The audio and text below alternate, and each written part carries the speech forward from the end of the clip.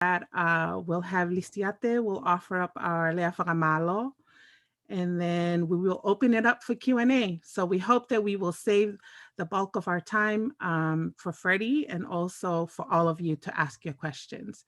And then I'll go over the protocol for our Q&A a little bit later. So with that, I will mute myself and welcome Fina.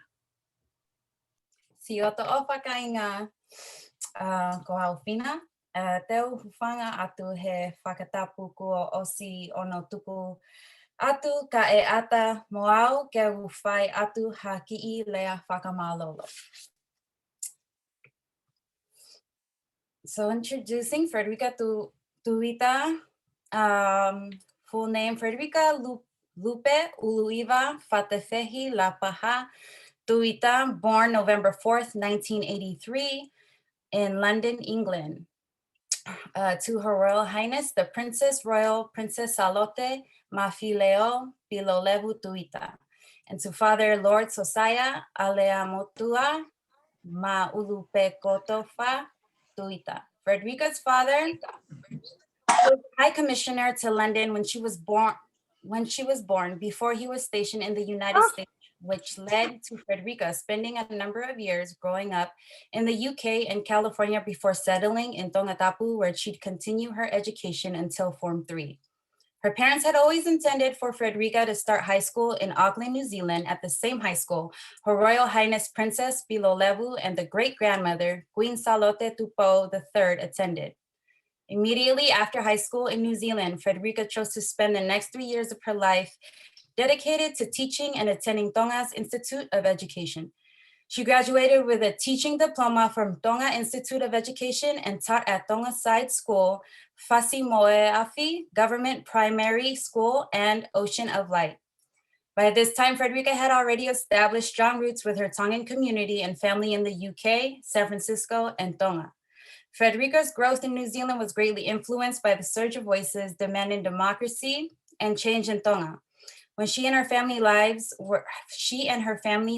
were threatened, she utilized her time at Auckland University to talk to and learn from her Tongan and Palangi professors and fellow students to armor herself with the knowledge and skills needed to understand the call for change and to find balance between the traditional Tongan world she lived in and grew up in and the inevitable changes that lay ahead.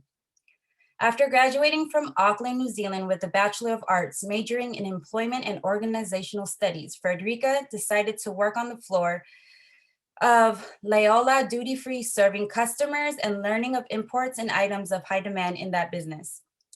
After 3 years in the private sector, Frederica seized the opportunity to work at the Prime Minister's office. Frederica thrived in Secretariat and the Secretariat of the Pacific Community, thanks to then Prime Minister Lord Sevele and his Chief Secretary and Secretary to Cabinet, Mr. Busby Kautoke. She grew to enjoy her work with the guidance of her colleagues, Ms. Unaloto Vakauta, whose teachings would influence Frederica's career as a civil servant. During her career as a civil servant, Frederica married Mr. Sione Mate Ialone Felipe, and have since had their children Fahine Pai Pai and Mate Ialona Felipe. Outside of work, Frederica is a strong advocate for the Tonga Ladies Association, her Anglican youth initiatives like the No Belisitiki campaign and Walk on Walk Strong movement.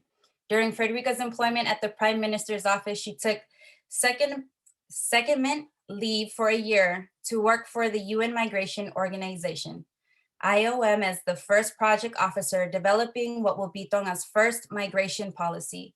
Frederica is currently working in the Prime Minister's office, stationed with the National Planning Division.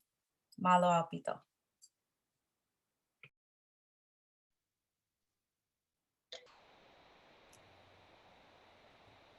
The floor is yours, Freddie.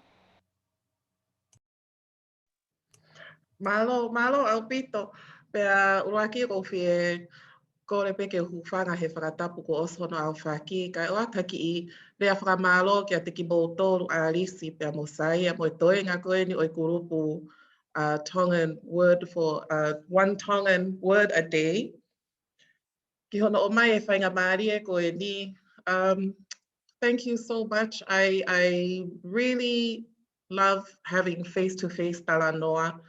I grew up in a very formal, conservative environment. So now I really don't like being formal, and I prefer things to be relaxed and for Talanoa to flow freely. And so I just wanted, when Alisi invited me to take part in today's Talanoa, I went straight to my mother, who is the source of many of the traditional knowledge that we know and practice today. She's guided us along with our father's sisters who raised us, as well, and mother's first cousins. So when I spoke to her, I conveyed that a few of the points that we could discuss, talk about, I could bring up in this Talanoa was, how do you stay connected? The young diaspora, Pacific Island and Tongan diaspora, with knowledge, traditional knowledge, with duty and to the land here in Tonga, the motherland. And we just started talking, and a few things came up, and I thought I would note it down so I can just bring it up now, and then we can continue to Q&A. So when it comes to the Tongan culture is very simple. It's only when it concerns hierarchy and rank is when it gets complicated. Otherwise, the Tongan culture has basically been focused on God, king, nobility, and people. And the higher in rank you are, the more responsibility you have to everyone else around you and those who come after you. When it comes to that one level, particular level of society with nobility, there was one moment when one day when I was delivering a lecture for my friend Professor Patrick Thompson's Auckland University Pacific Studies class, I had to clarify that within that section of the community, there's a disparity between the nobility and the aristocracy. So this is what I mean, where it only gets complicated, the culture only gets complicated when rank is involved, right? So just because you're a noble, when you are a noble, you represent the king and the land. And if you are part of the aristocracy, sometimes but not have a title. So in rank, you are maybe perhaps higher than someone who holds a noble's title. And the responsibilities that come with that authority, that rank, are different from the responsibilities of a noble who may not be Sinoieki. So this is another, and then there's another perspective, another point when it comes to that, is the role of women within the tradition and culture, is the fact that aside from women, a sister being higher in rank than her brother and his children, women also are the custodians of our culture and our traditions. So I remember listening to Professor Adrian Kepler of the Smithsonian Institute. She said that the importance of women in Tongan culture is explained by their duty. Koloa is the name given to weaving and tapa making, which is performed by women. So koloa is also interpreted as treasures, and treasures are made and maintained by women, just like our traditions and our culture. the highest social position in Tongan culture can only be held by a woman in the family, in the country, and in the village. The work done by men is traditionally the planting, the fishing, the cooking, harvesting. So that's hard labor, even cooking. So in this way, Tongan culture is different from any other culture. When it comes to modern contemporary times, we have this introduction of the Western concept of a traditional family, which at times contradicts our traditional structure of what a family is. And when I brought that point up to my mother, she said that yes, Western ideals put the man as the head of the family, and we respect that today, but it is the woman who presides over the family. So there was another topic that had come up, I think, around social media when it comes to Aifa Ikave Gola. So I did a little questioning. I questioned our mother about that. And I asked her, where did it all start? Who was the one who put it out there and made it part of our culture and how revered it is today? And she was saying it was brought to light by Tupo first. And the way that he explained it was, koe urunganga fisi mua ai tonga okufa. Aia koe wha I kawe koula, koe whakaapa-apa, koe tauhi wā, mamahi I mea moi loto tō. So I think that when I grew up overseas, it was difficult to contextualize our traditions and our values in modern times and in the environment that we grow up in, which is not always, which doesn't always prioritize what we prioritize traditionally. So we try to fit in, and that would cause us to tuck our traditions and our values away in a corner until we need to pull them back out again during family or church gatherings. So that's a lot of what I love about having back and forth Talanoa, is to find context of our culture and our traditions in our lives today, because it is still relevant, it's still alive, but it just comes down to us, especially the women, to project it, to practice it, and to teach it, to learn it. So I think that's pretty much all I had planned, and with points just to put out there for all of us. And I really, I'd like to invite everyone to go ahead and ask any questions that may have come up through those points that I made. Thank you so much, Tahine Frederica. Before we open it up for Q&A, we'd like to at least have the opportunity to offer our gratitude for what you've shared, Freddie. So I'm gonna ask Lisiate, if you can please go ahead. Thank you, Alicia. Can you guys hear me? Okay. Ko whanga ngai whakatapu ko osi ono whai, ka tā moku ke o whaiha lea whakamālo. Whakatolo atu ki he fui lupe o Lota Palasi, Honorable Frederica Felipe. Ko hoku noa ko lisi ate mare whihuna, ko mokupuna o Chelsea Vuna. Whakamole mole I ange, hoki I motuani, kau kolepe, hango fua ke o lea whakapāpālangi.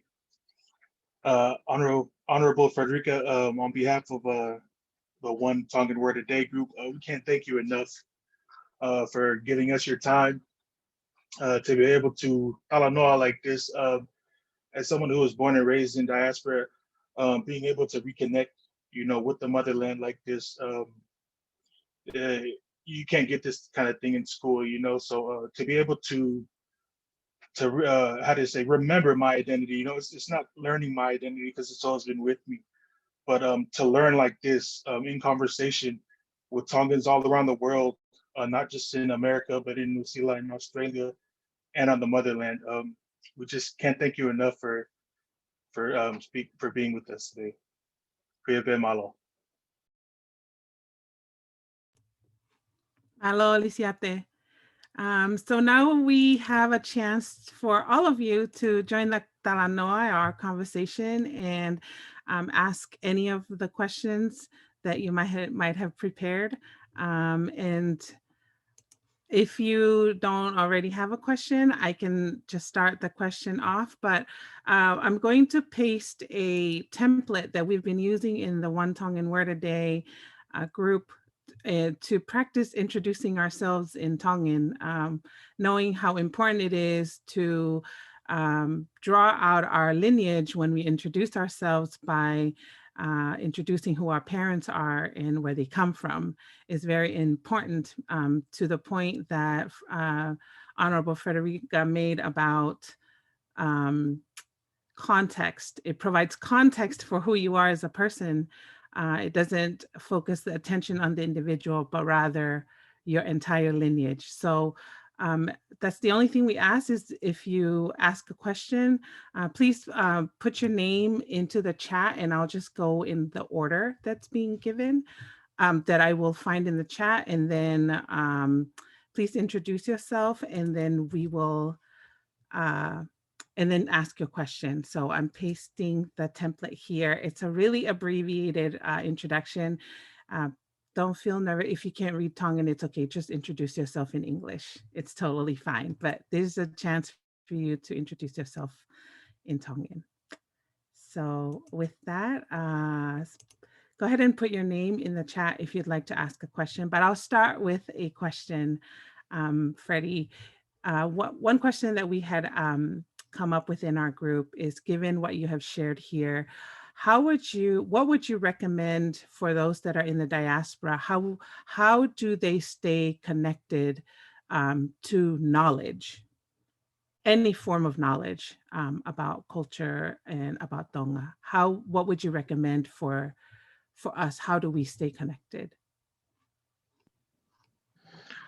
Ko malo apito e ari si ko toi pe mahalo ko e fonga lele taha ko e ke tau to stay connected to your traditional knowledge is if you don't have the time or the means to do research online, there are a few websites you can access. There are books that you can have a look through that really go into details of our culture, our history especially. But koe whaiwhatongia, koe whonga rere taha ia ke kakai kotoa, ki he tonga kotoa, to practice our culture, and through it, you experience that sense of community. Well, this is what is that we want. Is the sense of community when you're overseas, because with that you have that feeling of ofa, of love, respect, maintaining one's relations with each other. The standard is set, and we want to achieve this particular standard for the betterment of the community.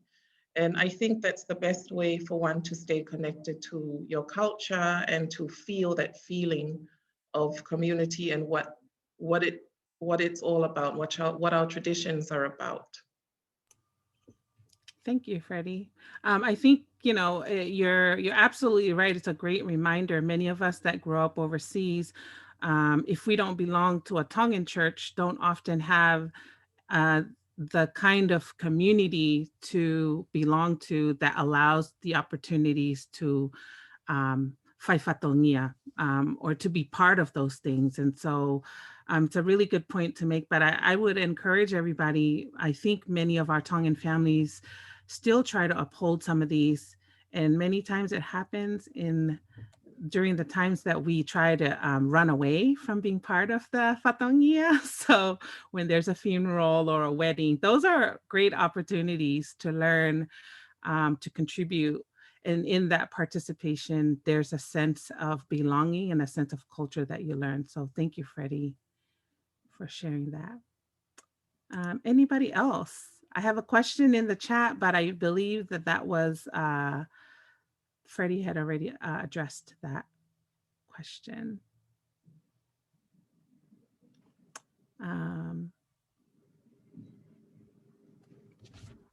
Pauline, go ahead.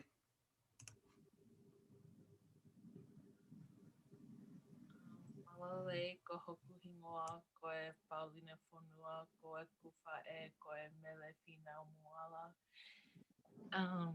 Me toku malolo pea ko e kuta mai ko ofa whaiwala Fonua me Homa.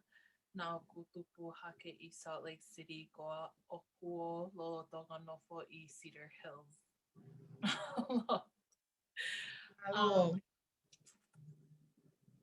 Frederica, it's such an honor to share space with you. I feel like as you're sharing how people from the diaspora can stay in,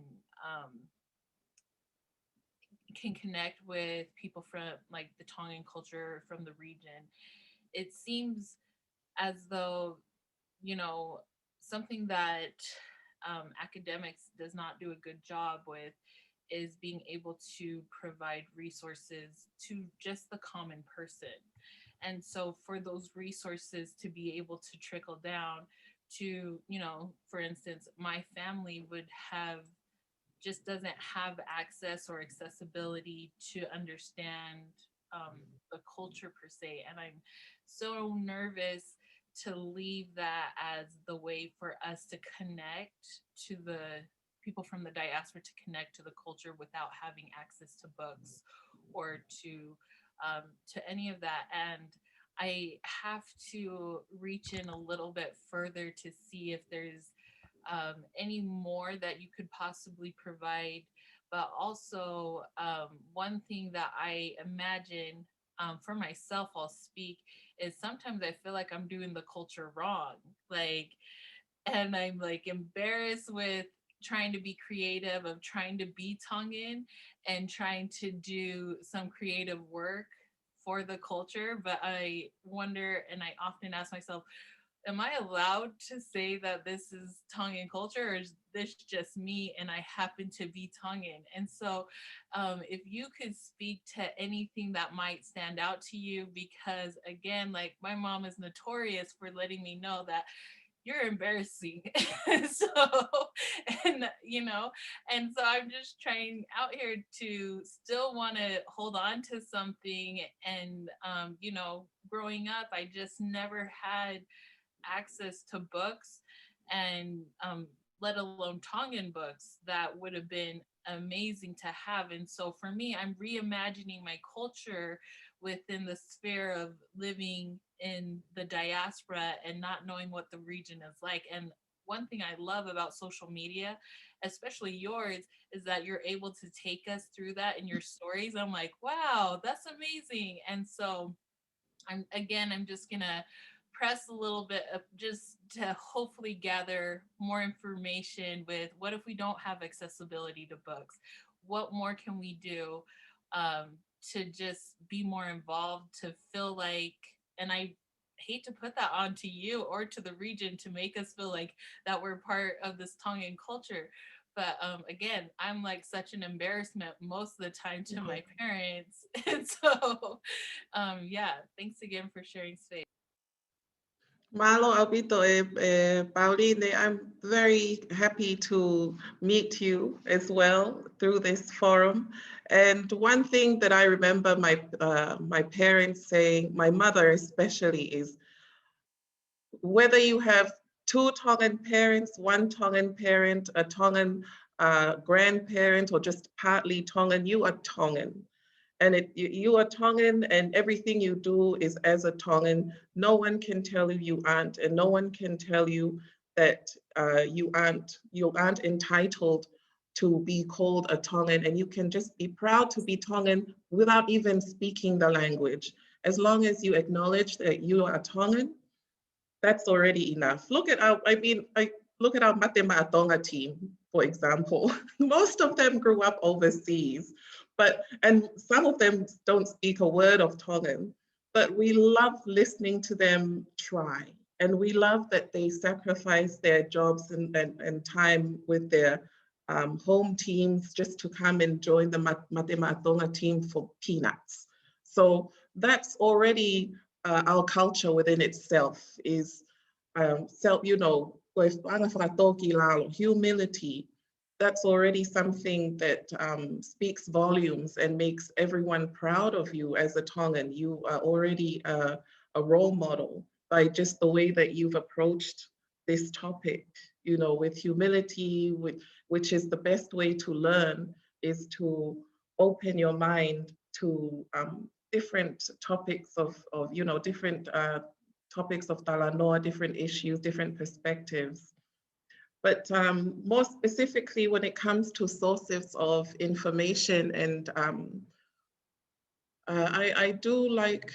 I think there's a few books that I've come across. I think one when you really want to get into the old ancient Tongan world is the book written by William Mariner, who was a young Palangi boy rescued by Ugalala. And he recorded all his experiences. And so aside from that, there's also Queen Salote's biography, her books as well. They're a great source of information because you see how she lived her life. There were a lot of struggles, and she had to find context and balance between her culture and what she wanted. I am like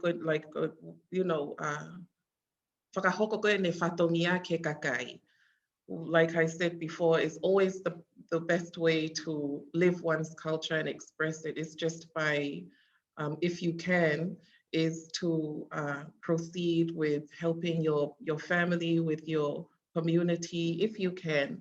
But otherwise, I think you're already doing a wonderful job being an exemplary Tongan just by wanting to learn more, being open to learning things about our culture and our traditions. And I'm trying not to stray because I do have a tendency to ramble and I stray off the topic. So I'm just going to stop it there so it can bring me back on track. Thank you. Oh, and please don't call yourself a family embarrassment or disappointed. I think we've all been there, and I can safely say that I have been labeled that many times by my parents. We've all been through it. Fine. Thank you, Paulina, for the question. Lysa, would you like to ask a question? Yes, thank you. I will be speaking in English because I don't know a lick of Tongan and I'm not Tongan, just to let you know ahead of time. Thank you for this opportunity, Honorable Fredrica Tuita. My name is Lysa, and the question that I have for you in regard to Tongan culture and pre-colonization. So I've been seeing lately on social media a lot of posts in regards to Pacific Islander women and women empowerment. And some examples include the famous Tongan model, Veronica Pome'e. And I know in various conversations that I've had specifically with Tongan individuals that I grew up with over here in the United States, there's been some negative comments in regards to her showing skin and just how like she's not following culture. I'll put that out there. So my question is, what are your thoughts on how Pacific Islander women in regards to embracing their bodies and how they can take ownership, but also how that they can like represent the culture in a way? Because just from what I know, like our ancestors did not like grow up with pre-colonization. So with the whole shaming thing, yeah, so that's my question. Yes, oh, thank you very much, Lisa. Well, Veronica Bome is a good friend of mine, and we've had many conversations about all sorts of topics, and it got to a point where there was the same thing. She brought up the same thing as well about the body shaming, and to me, it's the people who do this, who shame our Tongan women, our Pacific Island women, it's more of a reflection on them than what it is that this individual, the women, are doing. You know, in some cases, I'm perceived as conservative. I'm also, in other cases, I've been perceived as a radical. You will never, there's no right way to do anything if you are acting according to someone else's guidelines. You know, like I said before, if you're part Tongan, if you have one parent who's Tongan or a grandparent who's part Tongan, you are Tongan. And if you are proud and confident and you are helping other people, then you are a good Tongan. You're not embarrassing anyone. You're not putting anyone to shame. So I think that it's more a reflection on the people who judge and berate women like Veronica, or women who are proud of their bodies. I mean, there's even moments where women who have achieved, who have become doctors and lawyers, even they're berated.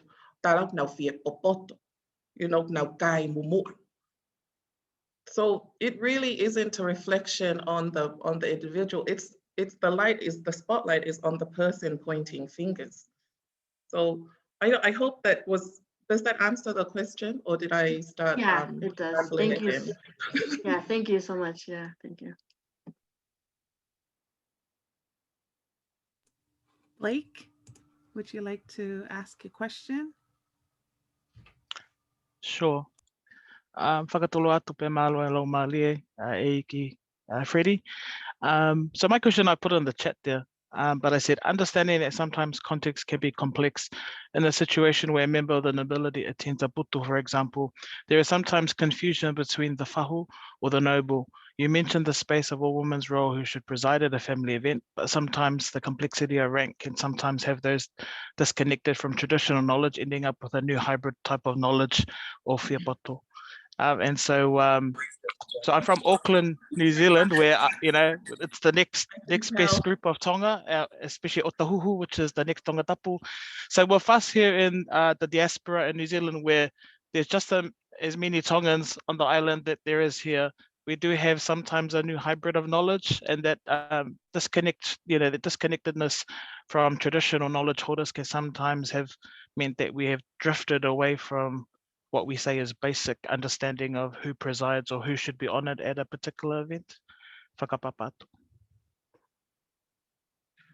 Okay, so sorry. So the question is, when it comes to traditional events like a funeral, who should preside over the event? Yeah, because sometimes if a noble comes or a member of the nobility, sometimes that shift happens and then they forget about the fahu. Not that I'm a rep for fahus out there. No. Yes. No, I absolutely understand your question, and I'm just going to put it in the context of my own experience. Is if I go to a funeral and I'm not the fahu should have her place at the funeral. There will be a seat for me at a funeral, but I encourage the family, if they don't put the kahoa, on the fahu, I make sure that the fahu is acknowledged. That's our duty, is to tauhiwa with our relatives, with our kainga, but also ensure that they also maintain respect for the proper fahu. So that's the way we were raised to act. That's how we act, is that we don't go in expecting to preside over a funeral or a birthday as the fahu. You're not the fahu. I'm not the fahu just because of who I am or who my family is. I come because this is my family or my kainga whose event it is. But yes, just from experience, that's the way that that we act, the way that we fulfill our duties when it comes to funerals in particular. Malo, Freddie. So I guess for us, what it is acknowledging everyone has a role in society, whereas I think sometimes that the bling, you know, the bling and everything sometimes takes our focus elsewhere, and we forget the structure that everyone has their place. Yes, yes, very much so. I mean, there was, I think that one of the, so with the funeral of our late Prime Minister, Samuel Agilis Bohiva, I remember when I walked into St. George Government Building and he hadn't arrived yet to lie in state. But I was there early because I work for the Prime Minister's office. I was there early, and they told me that I had a special seat away from my colleagues. So I asked, my first question was, where is my seat? And they pointed it out, and it was near where he would lie in state. And my second question was, e urukife, to make sure I don't sit near his head, because near his head is his fahu, and I'm not his fahu. You know, so I was grateful to be acknowledged like that, but I made it clear, okay, let me know where his head is, because I should not sit there. I'll sit on near his feet, you know. And so that was just something that I had to take responsibility for, just in case they don't think of that. Sometimes everyone is so busy that they don't think of that. So it's something that we have to look out for. Everyone is responsible for it. Malo, Freddie, because for us, I think it goes back to Pauline's question around, for people who don't have the knowledge holders, traditional knowledge holders there, you know, and because our culture is transmitted orally and done through experience, sometimes it's hard for that knowledge to continue. So those little things like that, no one would know, maybe in the corner of the earth where there's a little group of Tongans and they're trying to keep those traditional values alive. So malo. Malo Alpito. Thank you, Blake. The next question is from Salamasi Navuna.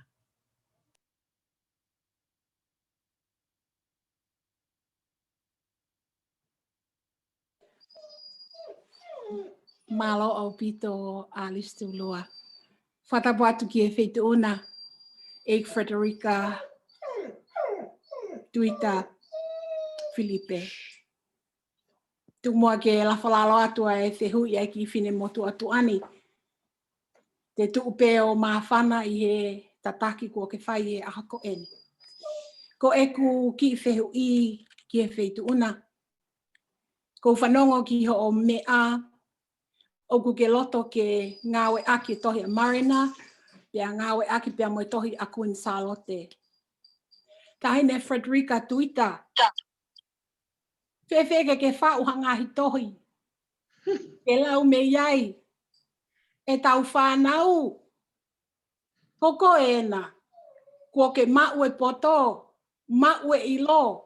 Ko haite mautoe ako tonu me iai ka koe feitu una. Koe ngahi kua ngaini kua kehe. Whakaofo ofa e tohi a malina. Tapu ki la a kua toe te tahine ko kunsalo te kai ki e whakatataua. Ka ko nau kua ngā kua liu. Ko koe nau ke mea. Mei olunga. E ki pē. Ka ke whauha whanga ki tohi ke ako me iai. Si whanau kua nau o mai o paia. Ka nau ke fie tonga pē. Koe ngā koe tonga e nau wha e. Moe nau tamai. Ko iai whakatangi ki e wheitu una. Whau mua hangahi tohi. Koe kai ke tau ke ngau ake oral history. No more. Koe taimi e ni o e tohi. Ha mea ke pass down ki e tau whanau. Koe nofo ai whanau. Koe Talanoa ka ki nau tolu. Whakaloto whare. Ke i whaipe ai Talanoa. E ngata a whē. Koe kua ngai ni o e teknolosia. Koe kua ngai ni o e lai pepa. Whewhe ke whauhala i pēri ai wheitu una. Pea tu ke mau tokoni i atu. Ke lawa ke tuki ho mau whanki i hako. He unau kei whietonga pē, ko i ngā. Nau ke yongo ipe. Ai whakapa ki tu, mo kuini. Mo whare o haa mo ofa. Ko ia pe ai ki I whakatangi atu. Ki e wheitu una malo tua ofa ai ki atu. Malo sa masina. Ulaki pe ko fie tala te ofa ka koe. Ofa ka koe pe ko fie o whakamalo. Well, I think this is probably a good time to express that I had spoken to Alisi a few times about writing. And I thought, I really don't know where to start. So I went to the point of origin, or the person who I usually always go to, which is my mother. And she is like an encyclopedia of knowledge, to be honest. She knows things about traditional plants. She knows things, she knows I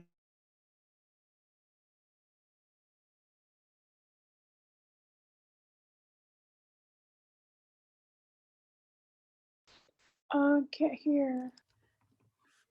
Freddie, we lost audio. of mine was trying Thank- to record her memories and her knowledge and things, because once that's gone, it's gone forever. So I thank you, Salamasina. I encouragement here, a little push. It's a push in the right direction for me to make more time to go back to her so that I can continue this journey going with my writing. Ek Frederica. Ko e me ai o whaia e whakatangi. Ko inga ko ke la ko fie tahine ko e princess of anga o Tonga. Ko ne more ko more ia ko nga ko lai Tonga. Pega ki ata te ne lava. Ke omia kanoloto e be a Tongan ka koki motolo.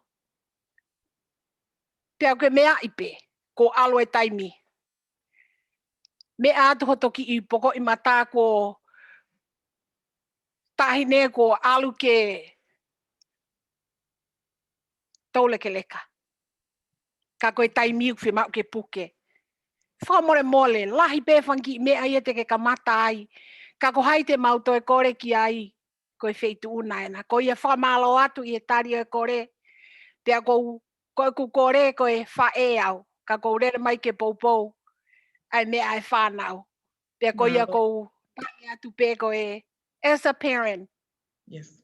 I'm asking on behalf of the future Tongans that live in diaspora, if you may write some books. Malo au pito. Malo Perfeituna. Malo. Thank you. Shirley, you can go ahead. Thank you very much. Malo la mairi tahineko.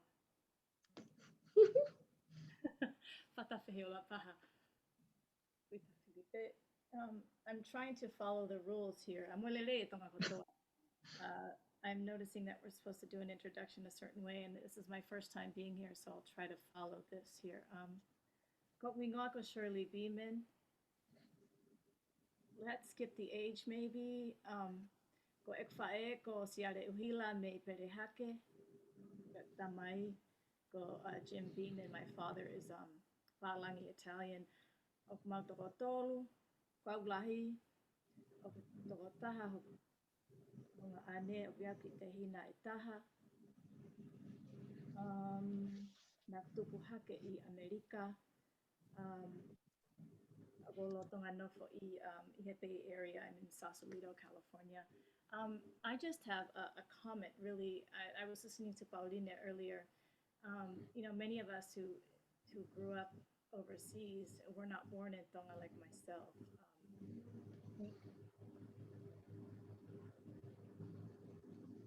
Kind of brought me to tears when I was listening to her, because I feel bad when I hear the Tongan kids saying that I'm embarrassing to my parents, or, you know,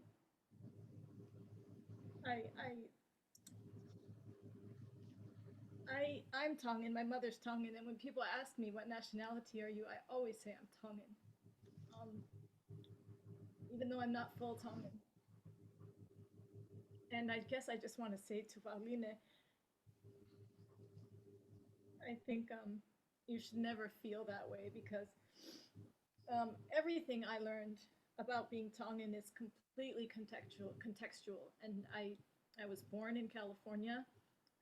The language, everything that I learned was from my grandmother,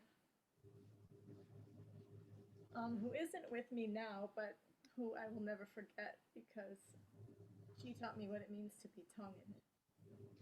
And so I often wonder, if I did not have her or wasn't blessed to be raised in the same household as her, would I enjoy or really fully understand who I am without that, I think.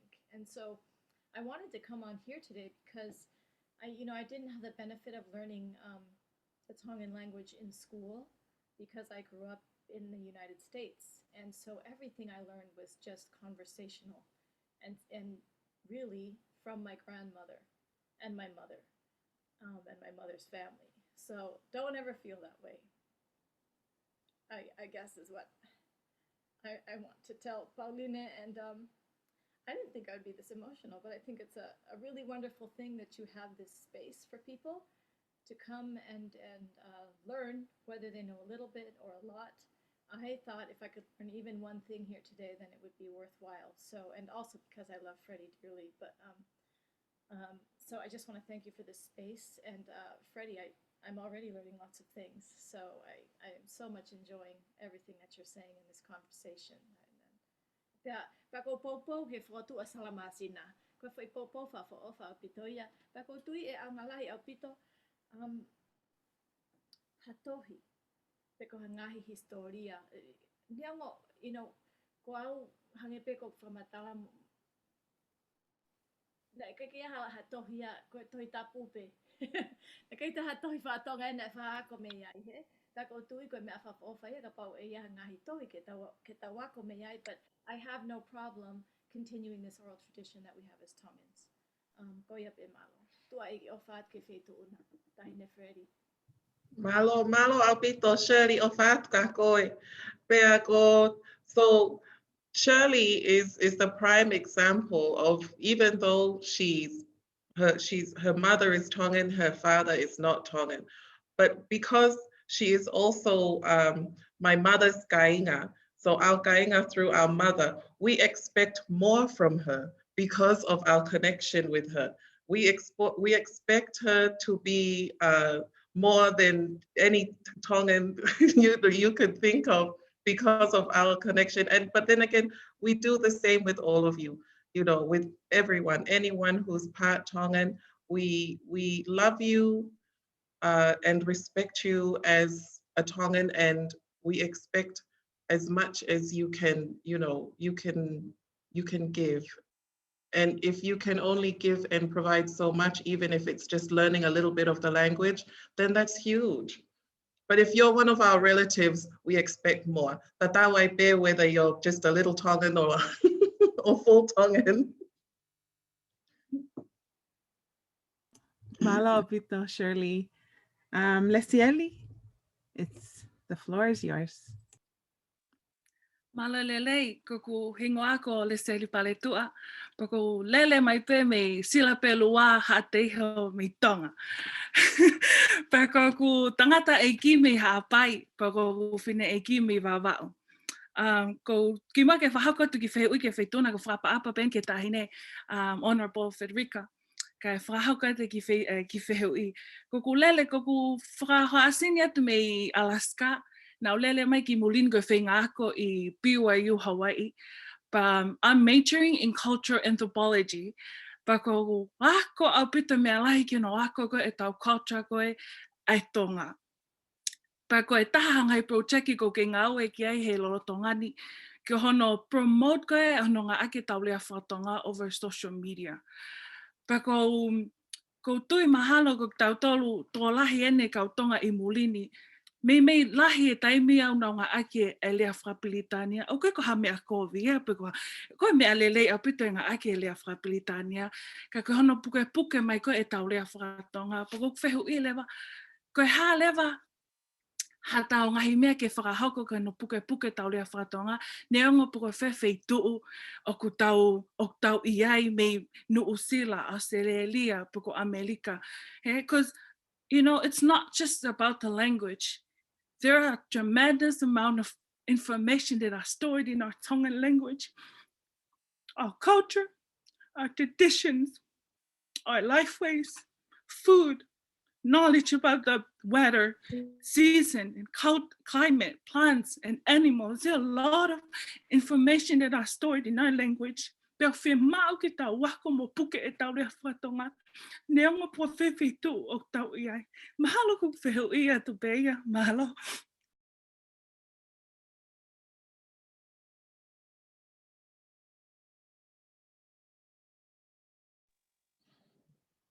Yes, sorry, Malo apito sieri.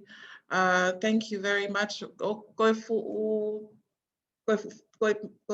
mea mahu inga apito ia kia tau toro e tau rea. I think it's the same for all cultures, the importance of language, because I can't remember who it was who was telling me,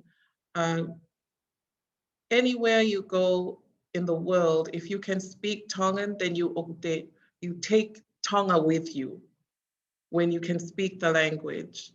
When it comes to any programs in particular, I think that what Arisi and Taya and the group are doing now is already a tremendously good initiative to encourage people to speak Tongan, because you're right, the language carries with it our culture and just a different understanding.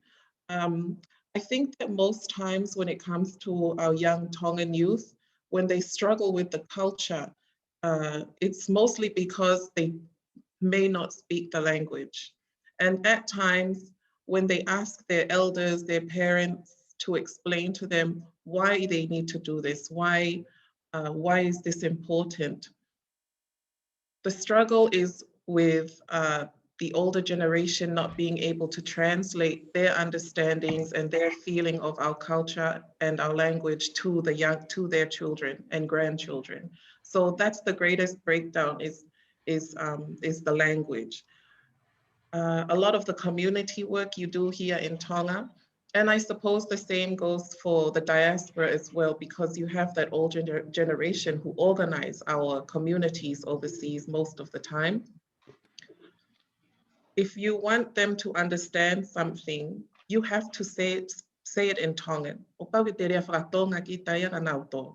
You know, and even if you don't speak it well, they appreciate you trying. And that's when their minds will open up a little bit more to what it is that you want to communicate with them. So thank you very much, Sieli. I think that was a great point that you made in regards to our culture. Thank you, And our Sieli. language, sorry. Annie, would you like to ask a question?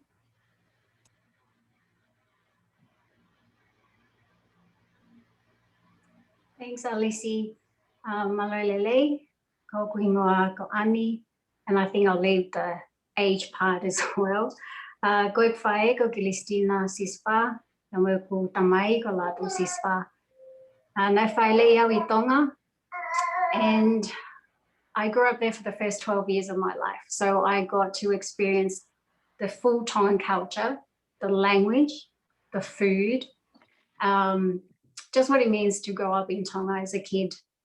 And unfortunately, I can't repeat that for my own children because they are born here, they're Aussies, and the language is another challenge for myself and my husband to try and teach them and to get them interested in the Tongan culture. My question is, and I do support the idea of a book because we do have a Tongan school that is here in Melbourne, Australia. The problem is I guess, is coming up with a syllabus that is appropriate for age between 5 to 15, and having just the basic grammar to start off with, because I find with the youth here in Melbourne is they don't put the right whakaua or whakamamafa in the right word, which could easily mean a whole different meaning. So I've heard so many times, and it frustrates me a little, it's ofa atu. Instead of atu, they say ofa atu, which atu means it's a fish. It's a type of fish, I think.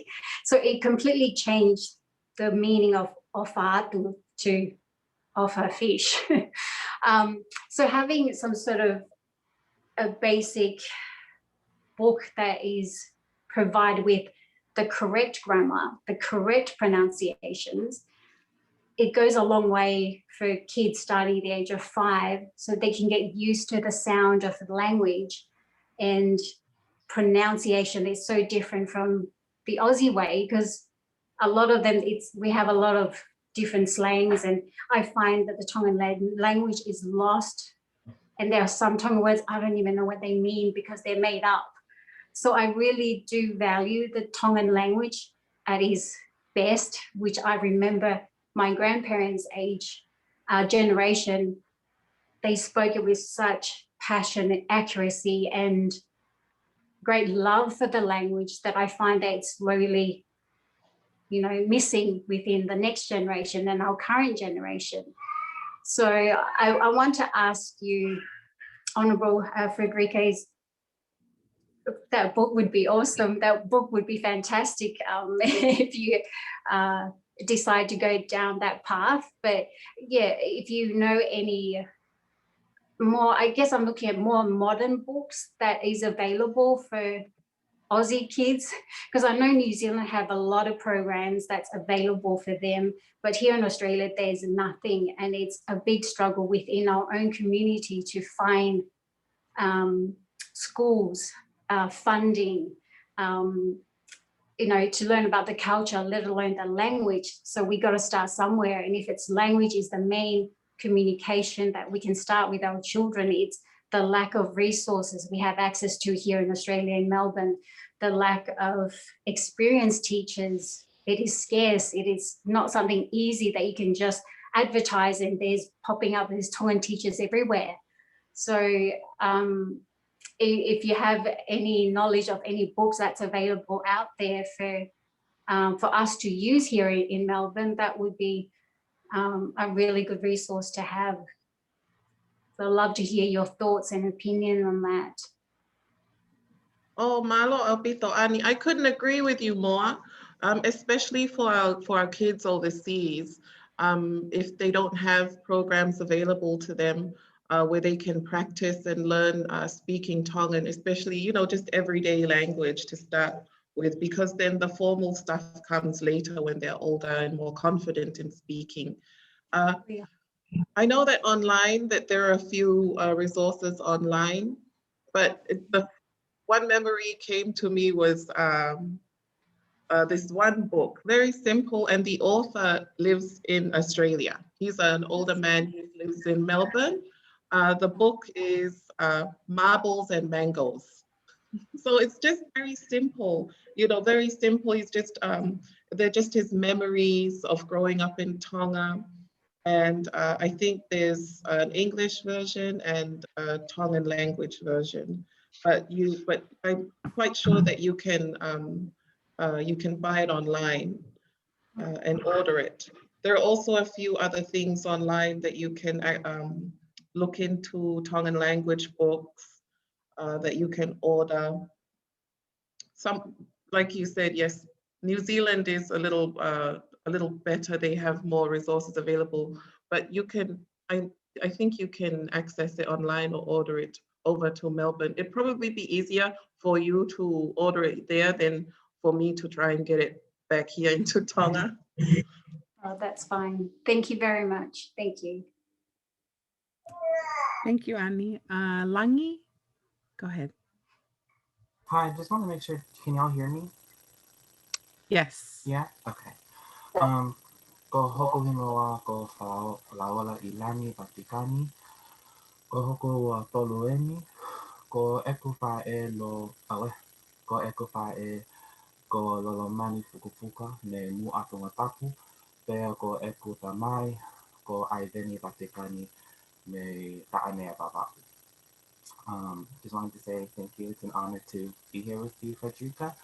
My question starts with the premise of the video that I found a long time ago of your mother. She had a, I think, a conference or something of that sort, and she was talking about the Fahu system and how she realized that in the diaspora, and I think she pointed out Americans because she saw it very much in America, and I agree with her that you know, the gifting and seeing every sister get all of the gifts instead of just focusing on the fahu and, you know, the amount of money that is thrown into these elaborate gifts and the harm that it sometimes does financially to our community can sometimes be a bit too much, especially when the culture sometimes just requires simple gifts and the meaning behind those gifts towards the fahu.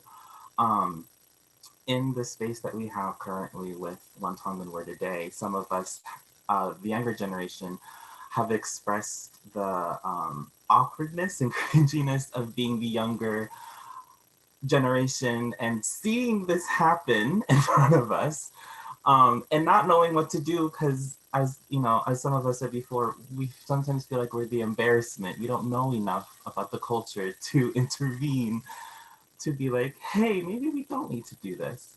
And so I'm wondering if you have any advice for us, you know, younger generation kids who want to respect, you know, this balance of wanting to respect the culture while also not trying to be, you know, like, piopoto, I guess the word is, of, you know, towards elders.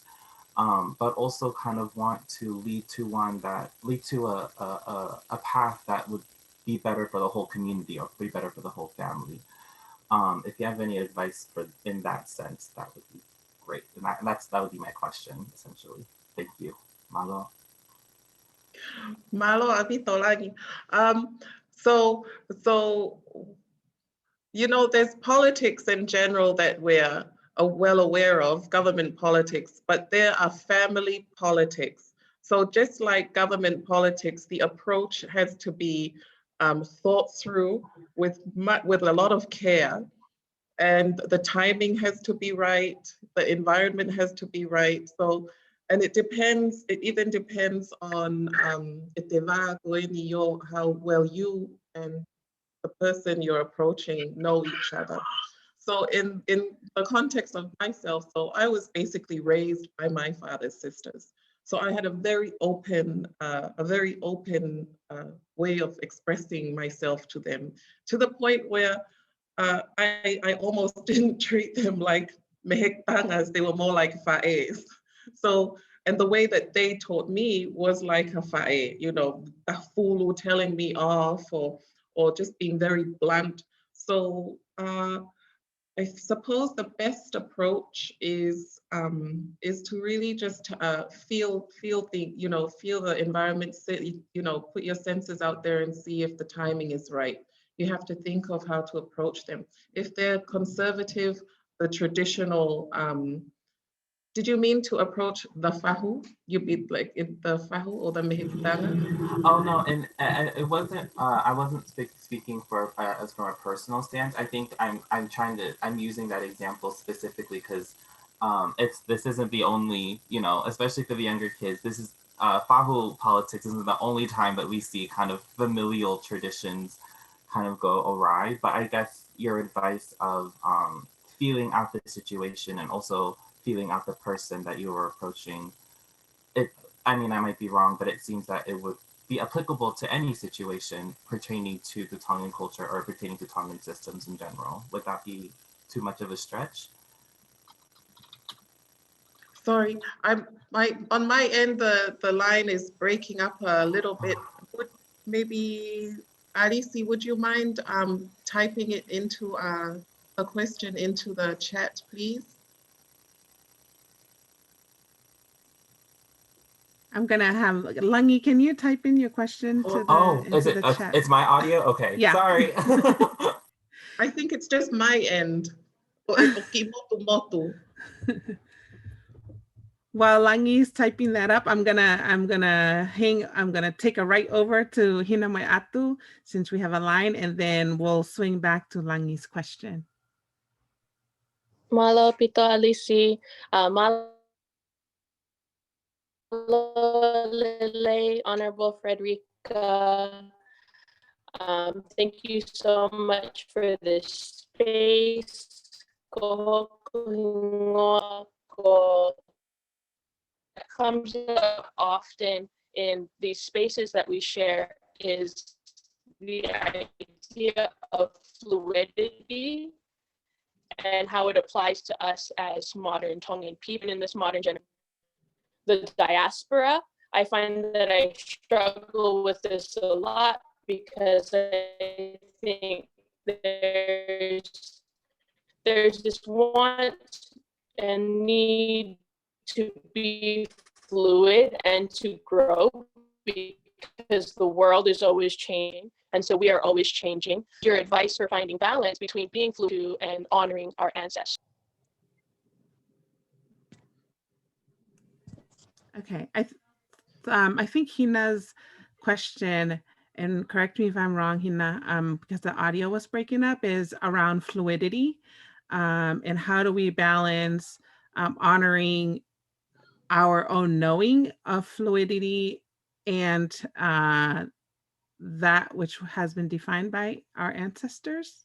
I don't know if I caught that correctly. Oh, okay. Oh, Malo, how do we honor our ancestors? Sorry. Could you ask the question again? I feel like I'm very sorry. I feel like I'm in a pageant. Would you ask me the question again?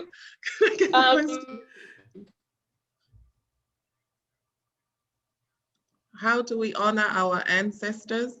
Yeah. Through language, if it isn't fluid?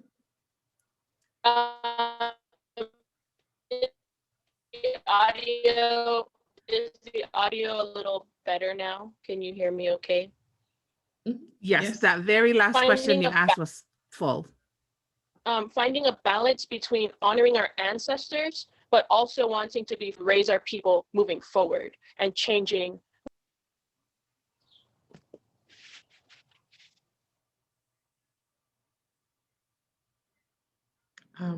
Oh, you cut off at the end, Hina. Do you mind typing it into the chat?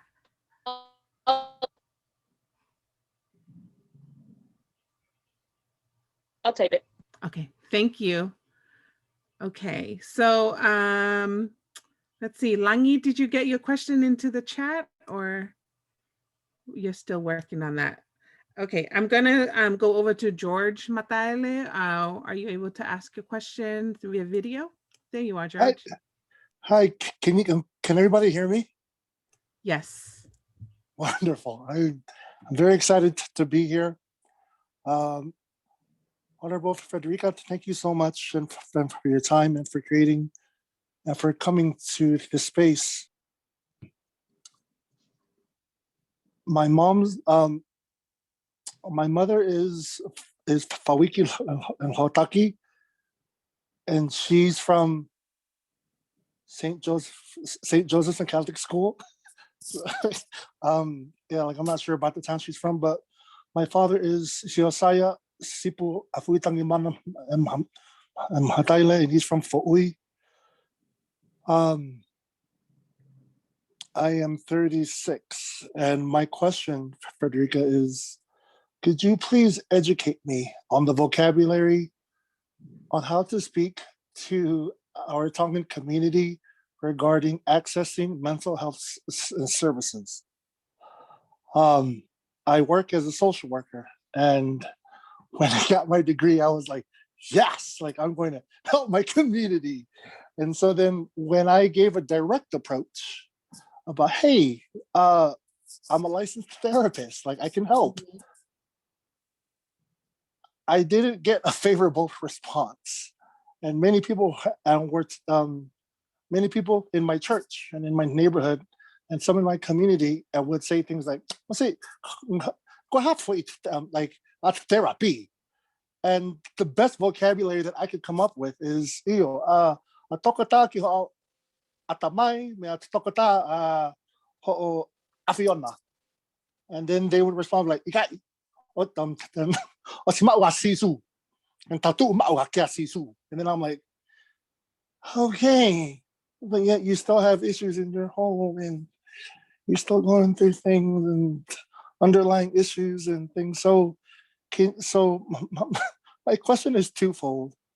Can you please educate me on proper vocabulary on how to talk about therapy? And I know it's a Western thing, but and second, in your experience, how have you managed to advocate for mental health services within your circle? Because people think that like, oh, so you got your education now, so he's better than us. And so, like, can you please guide me and educate me, please?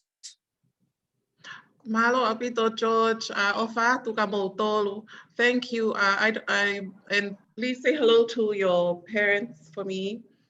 I think that the best way for people to understand issues surrounding mental health, and even with the approach encouraging them to seek therapy, it would just be to just talk about it, just to talk about it openly. I understand what you mean when it comes to vocabulary, because you have to be careful with how you word things, because there's no exact translation for issues like mental health, because within that you have different categories, different there's more to it than just mental health. And I know that there is one doctor here in Tonga, Dr. Mapapuloka, and he spent his life translating, trying to bring awareness to mental health, bring awareness to his ward, because he's the head of the psychiatric ward here in Tonga, and he's very open about different approaches to mental health issues surrounding it. And he even puts Tongans here on the spot, on television, on radio, over the radio. And I think it just comes with time. Tongans, older Tongans, conservative Tongans do have a type of perception when it's someone younger than them, because we hold out this image of what a doctor should look like. So it's so strong in our minds that when someone appears and is not who we had envisioned as the doctor who should be telling us about mental health and therapy, then we have to get over that first. And that comes down to just having conversations with your community and with the people that you're trying to talk about, excuse me, about this with. Was that all right, George? Did I answer your question? Was there anything in particular that you wanted me to bring light to when it comes to was it certain terms, like the term for therapy? Yeah, no, and that was great. Salomit and taupo mo uile life whakaatamai. And so, yeah. What was the doctor's name again that is doing all the work in Tonga? Mapapuloka. And I think there's Mapapuloka. even a documentary that they've released on him and his work. There's a documentary that he's featured in with his work surrounding mental health and talking to people, even their perception of NCDs, of diabetes here in Tonga. Oh my gosh, I found my lane. I'm gonna go full speed ahead. Malolahi apito. Thank Malo, you. Malo Albito, George. Yes, I believe Dr. Mapa Buoka has a document that has the Tongan translations for many mental health terms, including diagnoses that he has translated into Tongan. So I'm sure you can Google it. I think it's available. I've found it online, I believe, and it's really useful. Thank you, George, for that very important question. I want to go back to Hina's question. It's about finding a balance between honoring tradition and allowing for fluidity and growth of ourselves as well as our people and culture. Finding a balance. How do we find a balance between honoring tradition and allowing for fluidity and growth? And I believe as people that are in diaspora. I think that with you know, I totally understand where you're coming from. And I struggled with that as well, living overseas. Going to majority Palangi school is, you know, how do we still honor our ancestors and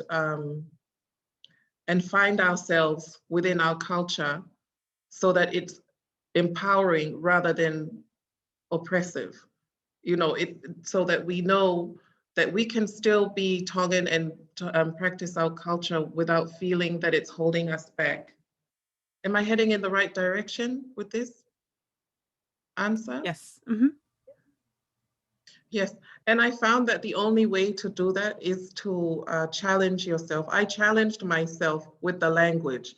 First of all, I didn't speak Tongan well at all, but I came back straight after high school for how many years overseas, came back to Tonga and went to teachers training college. And it was quite embarrassing because my Tongan was just awful.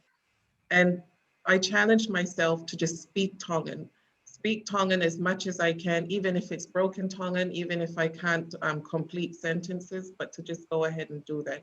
And then I found my fluidity with my language through just trying. And I feel that it's the same as our culture, and we'll be honoring our ancestors through doing that. It's just you challenging yourself because we are responsible. I felt at the time that no one's going to be take responsibility for my lack of knowledge and me not trying to speak the Tongan language, but me. So I'm going to just try my best and do it, which is what I've been doing. And I think that we're honoring our ancestors by doing that, by just trying. Thank you so much. I'm gonna, so usually we go until 6:30. We have about 1, 2, 3, 4, 7 people who are in line for questions. How do you feel, Freddie? I feel great. Okay.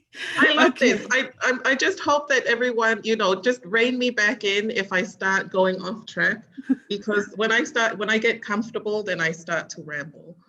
And you're doing great. You're doing great. Thank you for, I know that we started out in one direction and we're allowing for things to just flow with whatever people feel is rising in their spirit with their questions. So I'm going to cut over to Melefatai for her question.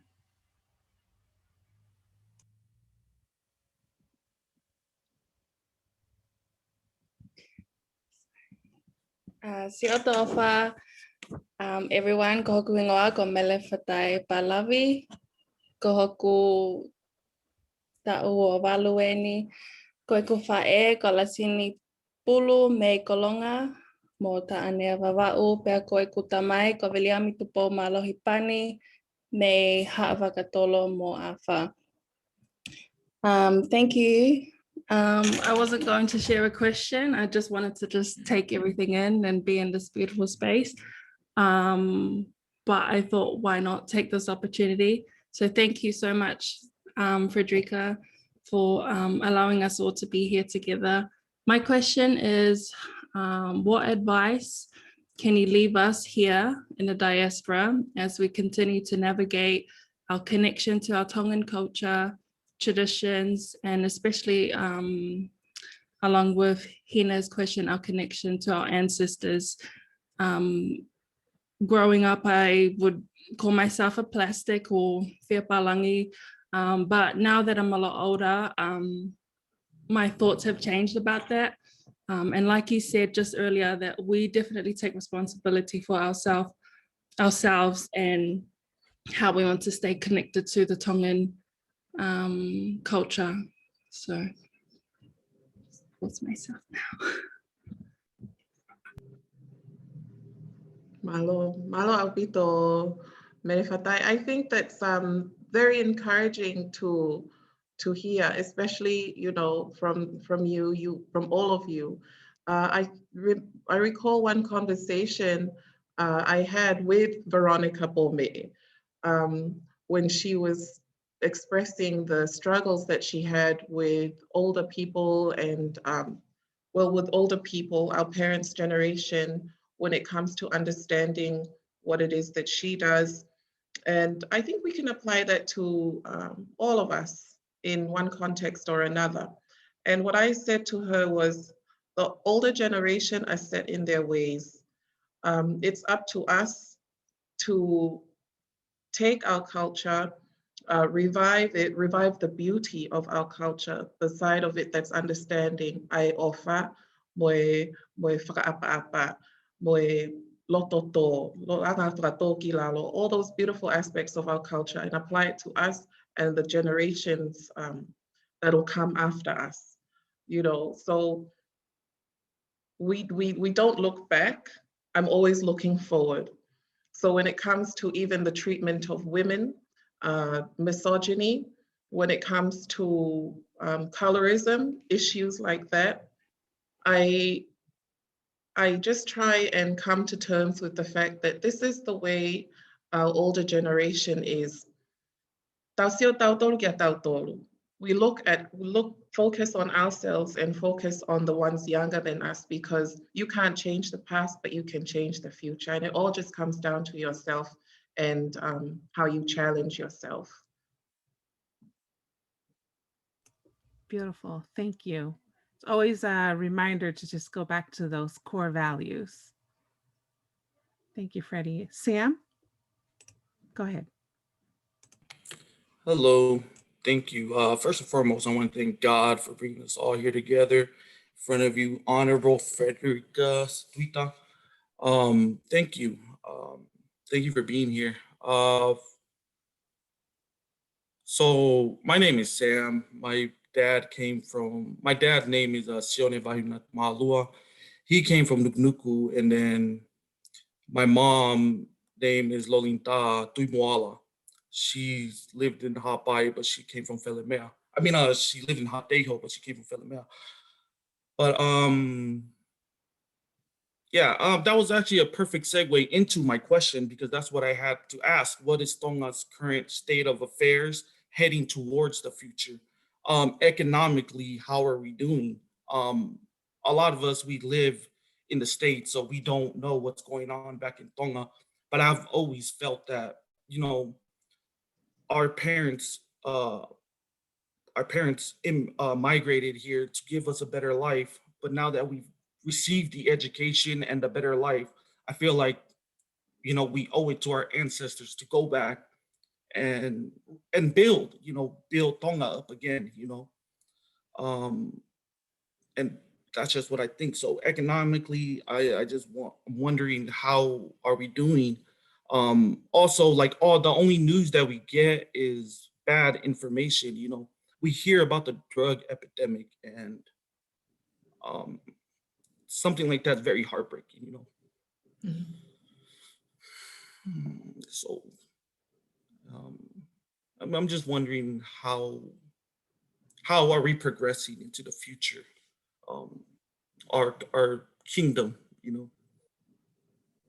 Malo Abito Sam, and I'm sending you my love, my ofa to kakoi, ofa kamotol katoa. I can see that this is definitely something that resonates deeply within everyone overseas. You never know what's happening back home, and like you said, Sam, the whole purpose, the reason why your parents moved overseas is to provide you with a better future. With the COVID, with the pandemic, our borders were closed. You know, there's no way for us to receive goods and things that we used to receive regularly. So I think that something that happened with the lockdown here in Tonga, our economy is suffering just as much as every economy of different countries around the world. But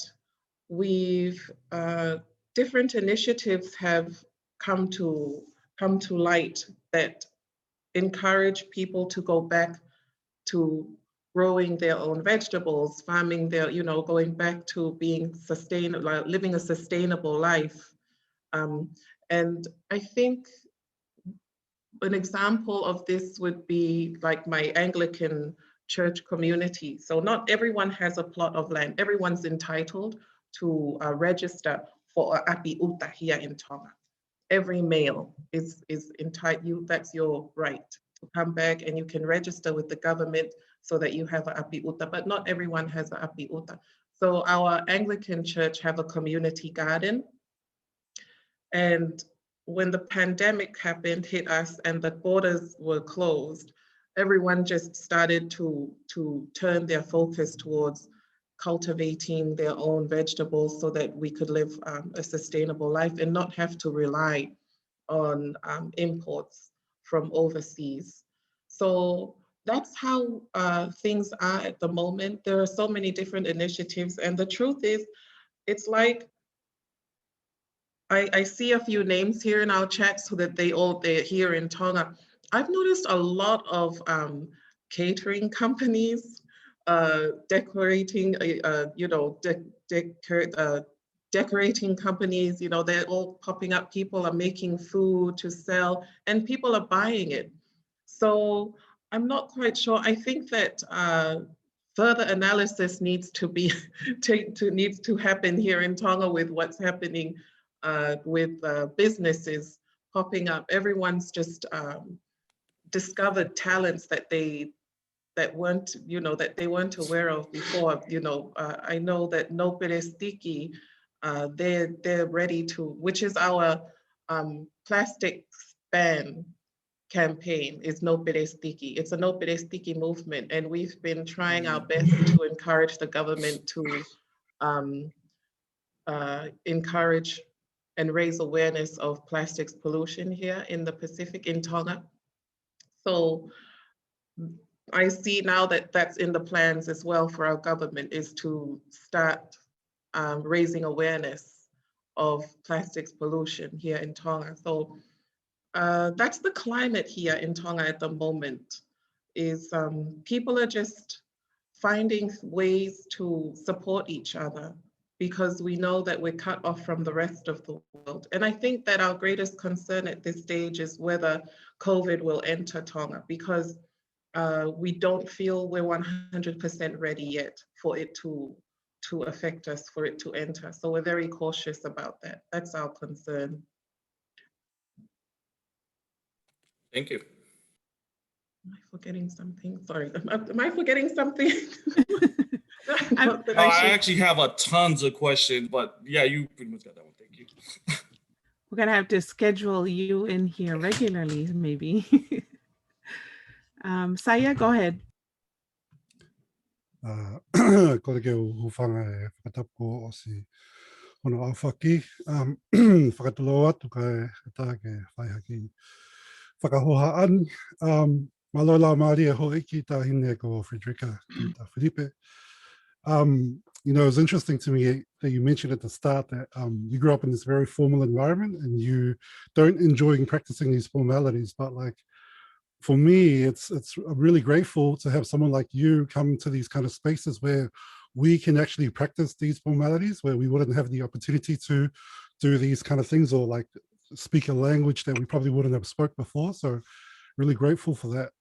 And one thing that I really appreciate is how generously you share aspects of Tongan culture and history. And I recall a couple of posts that you shared around maka kasi waka, this like ancient form of like rugby, Tongan rugby that was played underwater. And also, yeah, and then the photo that you recently shared again of the Lolohea Karia. And I had a specific question around that because I've really been interested in history. And I wonder if these artifacts still exist. These, I'd consider them as koloa, but do you know if these things exist? And I do have a follow-up question after that, if it's okay. I think with my latest tweet, I'm just trying to pull it up now on my phone to remind me, because I tweeted twice today already. Oh yes, I lolohea. So I believe that is the only evidence we have of it, to my knowledge, is that photo. I'm not too sure where it is at this stage, but there is an initiative happening at this time to look into that a little more, and the story behind Fafaki Tahi and what exists today aside from the family. Yeah, because I've been reorienting my own understanding of what Indigenous knowledge means, and really just trying to look into history as much as possible. And so, like, when you start to understand our own Indigenous knowledge, like our understanding of the stars and how they navigated their voyaging, sea voyaging, and that this is our form of Indigenous astronomy, and also thinking about like the whare tonga that were built, the art of la lava that was used to lash and bind the posts, and also even think about like the ha'amonga and the langi and La Paha and the other islands. These are like our Indigenous architecture. And so it made me think about how people often travel to Europe and other countries to look at ancient history when we have evidence of like our own Indigenous history still available for us to like engage with and interact with. I often wonder if like historical artifacts or history could be like a point of attraction for tourism in Tonga, or even if that's even appropriate, because I also know that we don't want to exploit our own like culture and history and make it a thing that we just commodify. But I wonder if that's something that's come up where people are like, come to Tonga, you can see like history here, like amazing history.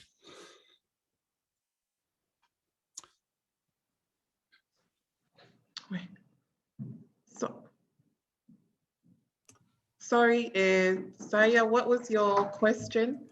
I guess my question is, have you ever seen history being used as like a point of attraction for Tongan tourism? Or is that something that's inappropriate, that we shouldn't like use our own historical culture as a way to like attract people to Tonga? Sorry, I'm at work. So one of my colleagues just walked in just to ask a question. So I'll just be a second, 2 seconds. That's a good question, Saya. Thank you, everybody, for being here. We really appreciate that Freddie has taken this much time of her day to spend with us. We also didn't expect such a huge turnout, so we're really excited to see that there's such an interest in these kinds of conversation. And I think as we move forward, we're going to continue to figure out how we can continue to share this kind of knowledge. So giving it right back. Sorry about that. Very sorry about that. But yes, I absolutely believe that our history can be a point of it can be one of our main attractions, because one thing that I'm quite proud of is that most of the legends we have are based on real historical events. Although they might be a little blown out of proportion, so that one person is will describe one person as a huge giant who could lift a stone with one arm and all that, but those people did exist at one stage in our history. And I think it's just part of, it should be an initiative with tourism, perhaps something that we can propose with them to push that side of our resources, our history, to attract people, and even within Tonga to educate our own people, because many people who live here in Tonga aren't aware of the history behind a lot of the landmarks here. Thank you. That's a great question. And it's true, if you grow up in Tonga, you don't really go to many of these places, and you only go when you have family that come into town and you need to take them around the islands and show them the landmarks. So Saya, you can write up that proposal maybe. So we're gonna we're gonna head Fifita, go ahead. Hi everyone. Can everyone hear me? Yes. Okay. Malo la mali Freddy Tuita Felipe. Ko hinga ko Fifita baba tu toe tu ibai takai fala ki he vai ko to mea mo hostea. Ko ku lele mai me baba ulahi. Lola lai walu. Pea ko fifia pito he tu mai fanga mali ko ni ke fai ki I'm just making a comment. I don't have a question. It's regarding language. Ko whanongon ki he toko lahi at tamai ki nau tupuha ke he ni he kai ke nau ilo lahi ki he language. I'm married to a Tongan American guy out here. But koe ki mua koe he ma nofo mali. O na e lahi o pito ne wha eke mai. Oh, how do you say this in Tongan? You know, I'm just texting like a simple text to my friends. And, you know, usually I'll be like, just say it in English. I translate, you know, but then over time, like little comments, he'll ask, oh, go hi. And then eventually I gave him, I have a tohi kalama from my Tongan class, which I don't know how I'm still taking care of it. I have the tohi palovepi and the tohi kalama, so I gave it to him. That was some good resources for him. And to my surprise, he was really actually like reading them. And it really helps with his language. Even like he'll ask me about it. And then it was a good thing for me, you know, like these type of conversations, we talk about it. And, you know, sometimes it reminds me of my Tongan classes in Tonga. Then we'll like share our thoughts about it. But my comment is, you know, to those to like still, you know, use it.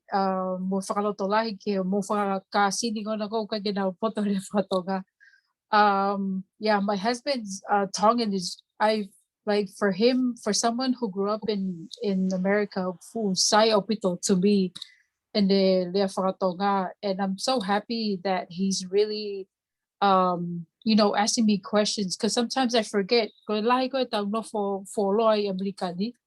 Whatever gile amba ayan na te ilo lele pe kita I Tonga ko eke me te min ke te ilo kita. And it's a good reminder for me. So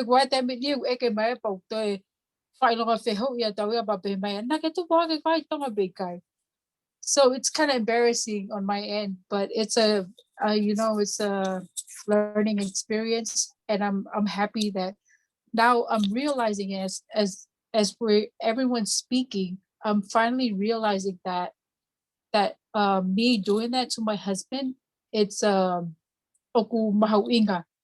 You know, we have a daughter, and ito pagi American sa pagmahauinga gating maua ay ngumatua ke mailo lele alia fatonga ya ke malia fatonga I api ke tupago mafanau no ilo, you know, they're Tongan. So yeah, just to let everyone know kapau ke potolele hele fatonga, you know, try to speak in Tongan to your younger cousins and your older cousins. This tohi palovepi and the tohi kalama really helped my husband. Taimi lahi de fa vehui e au ihe vahe koko lea kakai ho'eki, and sometimes he'll use the ho'eki part on his end, and I'm giving him the look like, how did you know that? And then, you know, ngalagi out, like he learns it from the book. So that's all my comment. And malo opito Frederica, about Daimi and Alice and everybody else. Thank you. Thank you, Fita. It's a great reminder. Maybe you can join us for one of our sessions and then we'll ask you questions. Lisa, go ahead. Hello again, Honorable Fredrica Tuita. My question is, what are some best approaches where men and women can talk about taboo topics in the same space, but with also having respect to the culture? Oh, Malo Alpito Lisa, I think that's quite, it is a sensitive topic, because I think that when you want to bring men and women together to discuss sensitive issues, first of all, you know, it probably doesn't matter if they don't know, if they aren't aware of tapu anyways, you know, then you just have to make sure that the conversation is respectful and civilized. If you're bringing together a group of men and women who are aware of our culture and the tapu surrounding certain topics, then I suppose it just comes down to them and whether they want to be there or not. Because if you have a man and a woman, you know, that they observe the respect between a brother and a sister, then it probably won't move forward, if at all. So the whole reason why we propose or encourage for any talanoa of that sort to occur is with just men together and women together, without them having to interact. It's more for the comfort of men and women who don't feel comfortable speaking freely in front of men, in case they might be whakaapa with them, or that the fact that they are men. So, sorry, I hope that Yeah, it did. Thank you so much. Oh, vinaka vakalevu. Thank you, Freddie. I think that's also a point why it's important for us to know who we're related to, and who our parents are, where our parents are from. Most likely, if people are from those villages, that's likely your family, and so it's important that we know our families, our lineages, because then it tells you whether you're in line to be whakaapa with that person. It's a really important part of practicing culture. Thank you. Okay, we're coming down to the line because I know people have lives, and we really just appreciated Freddie being here for this long. So we're going to try to wrap up here. We're going to go to Emma, and then Befi, Lei, Lute, and then we'll finish with Now. Maloelele, everyone. Malo Apito, Honorable Frederica. Did I say that correctly? Okay, I'm just going to keep going because your girl is going to. Anyway, hi, everyone. Ko hoku ingoa e manita Alatini. Ko eku, tamai ko hemaloto Alatini me Faleloa. And my mom's Japanese, so I'm Siapani.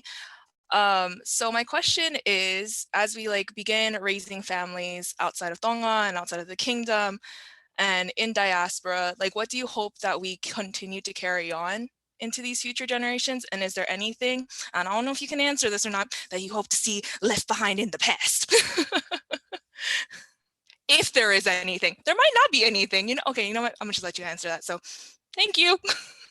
Malo Alpito, Emma, thank you very much. The one thing that I hope we all carry into the future and future generations continue to uphold is our language. Because our language, whether you know it fluently or not, carries with it our culture and our traditions and our history. So once you have the language pinned down and you're comfortable with that, then then you can approach just about anything in life with confidence, knowing that that you have that ability. I think that when it comes to anything that I would prefer being left behind, it would be things that restrict our movements, restrict our freedom to be comfortable enough to talk about issues that that we need to express. you know, and that comes down to someone being confident enough to bring it up, but in a respectful way, you know, and in respect of elders and who is there. You know, a lot of this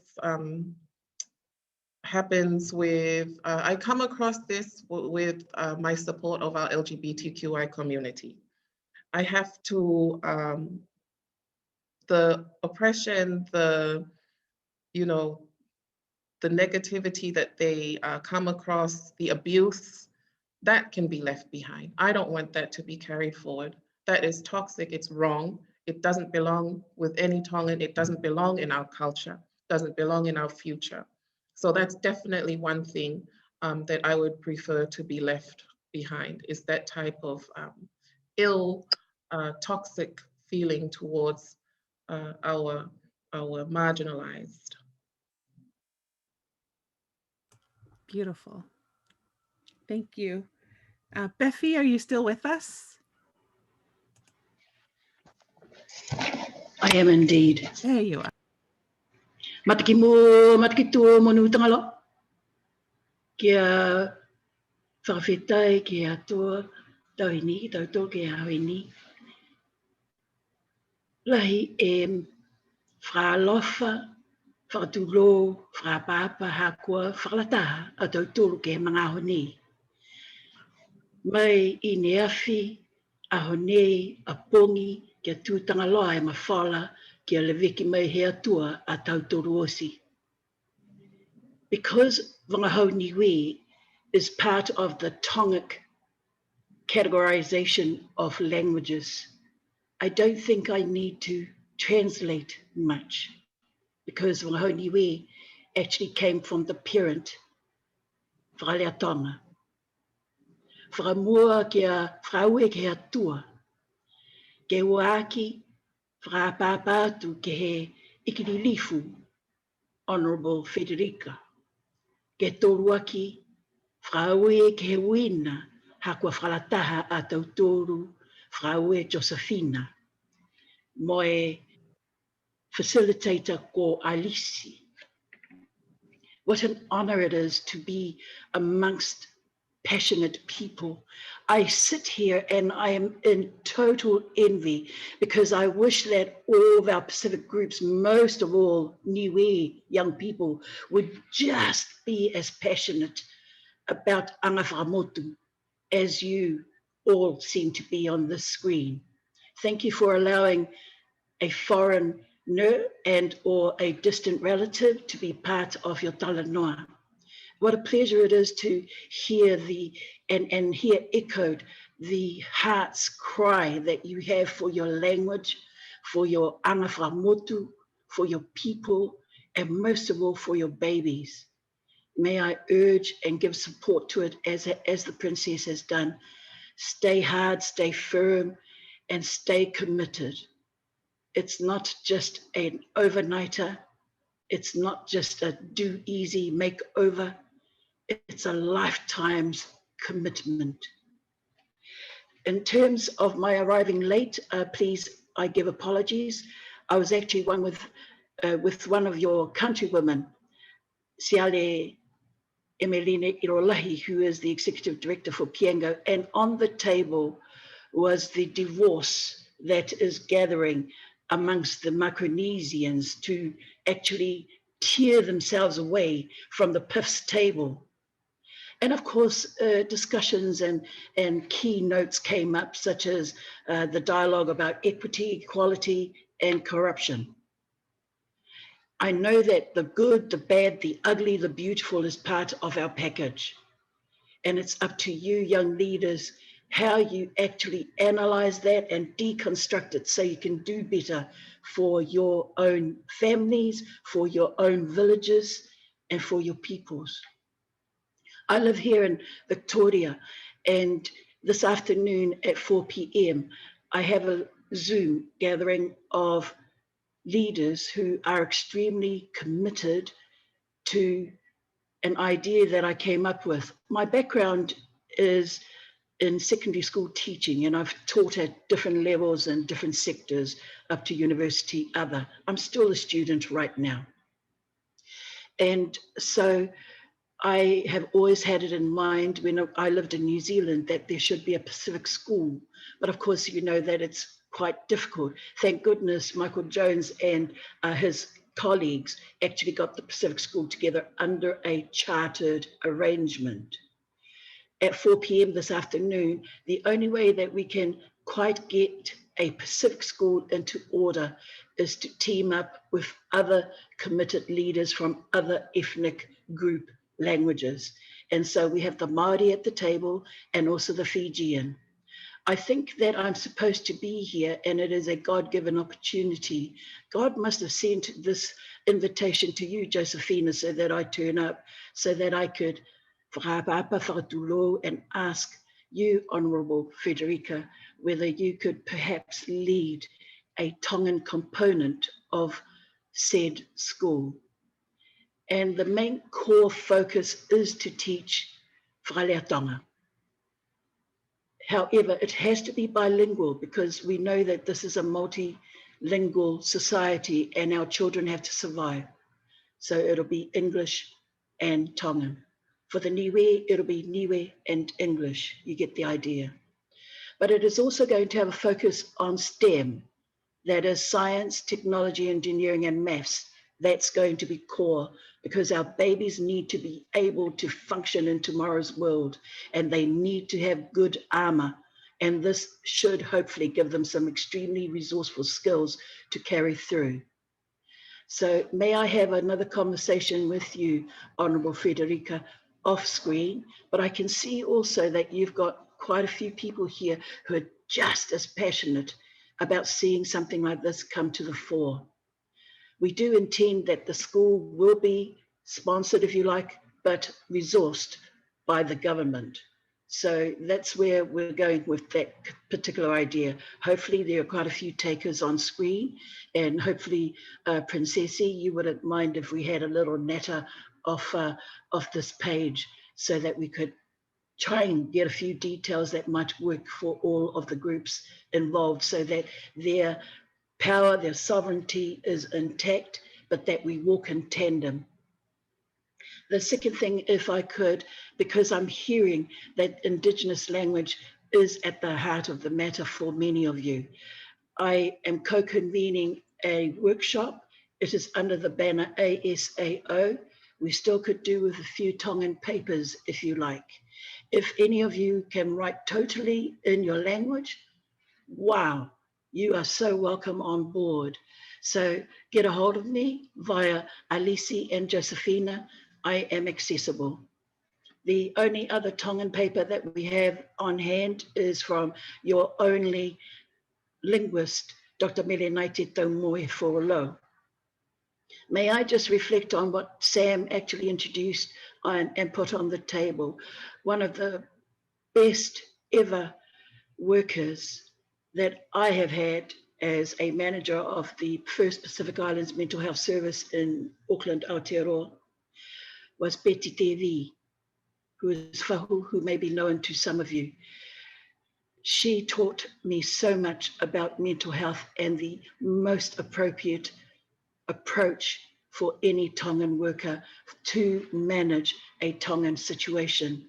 May I also offer, Sam, that Dr. Siale Foriaki has produced a lot of resources that you could actually get a hold of. He's accessible, so get a hold of him via email.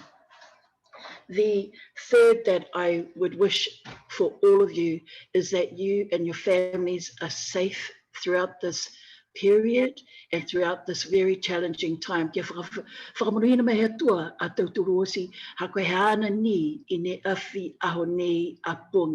May God bless each and every one of you, yesterday, today, and especially tomorrow. Tulo.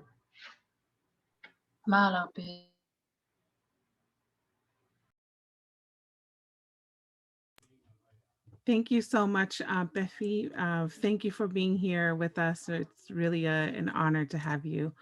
I'm really sorry, everyone. Our honored guest has to go. She's on work time and there is much required of her. And so I want to just give So that means I'm missing a few people who were in line for questions, but we will plan another thing in the future, hopefully. Yes. And so I want to Yes, give Freddie definitely, a last chance to say goodbye. And then we'll close out with you. And if you want to stay, we'll stay on for further discussion, but I want to give Freddie a chance to close out with us. Oh, thank you very much. Well, firstly, I'd just like to convey my love and my gratitude to all of you. I would never have imagined that anyone would be interested in what I had to say or to seek any sort of advice from me, because I label myself as the black sheep of my family, especially out of my siblings.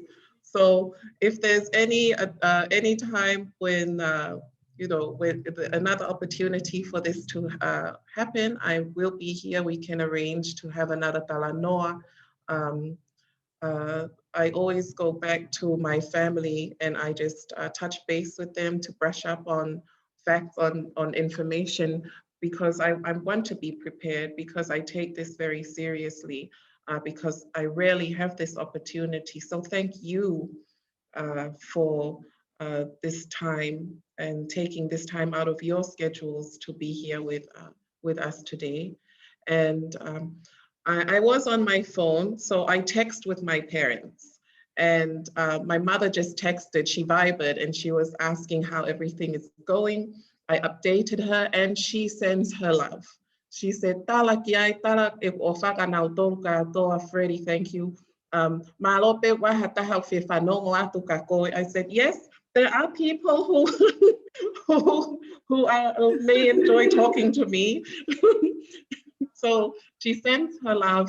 And I also wanted to announce that she wanted to convey a gift to the group, and that is a name. And after explaining to her what it is that you do, especially on Instagram and your Talanoa sessions, she wanted to give a gift of a name. And she said, "Tala ka nautolu ko nautolu ko keu inau kurupu ko Ofaki Tonga." So that was the name, ko Ofaki Tonga. Neongo peho monofo katoa I murina. You're the diaspora, but you are probably one of our greatest strengths in Tonga. There is no country with a diaspora like Tonga. It's something to be proud of. You struggle overseas, but you are our strength here back home. Pea ko mo ofa mai ni ki Tonga, ko mo fie whakahoko i ngahi, Talanoa ko e nim homo, your interests and love. So thank you very much. Thank Until you so next much. time. Thank you so much, Freddie. We don't have enough words except we send you all our love and best wishes, and we will see you again. Malo apito. God bless. Ofatu. Thank you. Bye. Yay. Thank you, everybody. You can hang out here. I know the core group probably is going to hang out a little bit. I just want to express my gratitude to all of you for being here. Our core organizer isn't here because she's on bed rest in Japan, getting ready to give birth. Lilika Imwana Fonua Funaki. But I hope, I wanted to acknowledge her because she's the one that handles all the logistics for everything that happens in this group every week. We're extending the invitation to all of you if you ever want to join us. If you're a native speaker or not, you're welcome to this space. Like I said, we just learn from each other, and we hold each other accountable for learning together. So join us. It's on every Thursday. If you are, I'm biased to the West Coast, California, the time is 5 p.m. And we don't adhere to any curriculum except whatever moves our spirit. So it moves at the spirit of Mafana. And so if that's something that works for you, join us. And you don't have to come all the time. You can come when you can. But I want to express my thank you, especially to our elders who have taken the time to be here with us today. Thank you so much for your love of us, your children, and your love of our land, and continuing to foster nourish us even when we don't know each other personally. Thank you for being here, Salmasina, Befi. I would even extend, I don't want to call Shirley an elder, but she is an elder in knowledge and wisdom. And thank you for being here. And if I missed you, I'm sorry if I missed you. But I also want to give a shout out to our members that continue to show up almost every week.